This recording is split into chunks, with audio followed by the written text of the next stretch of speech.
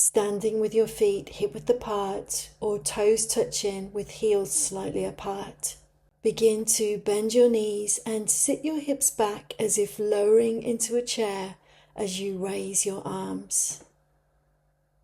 Distribute the weight evenly through both feet and keep the weight through your heels and midfoot, avoiding tipping forward into the toes.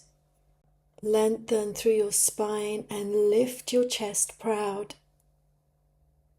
Drawing your ribs gently in and engaging your core to support your lower back.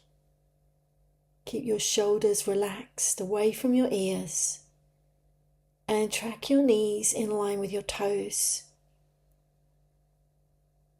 Sit to a depth where you can maintain control and alignment without losing the pose.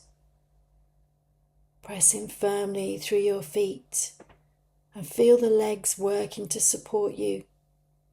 Keep the breath smooth and steady, taking a few breaths here, grounded, stable and controlled.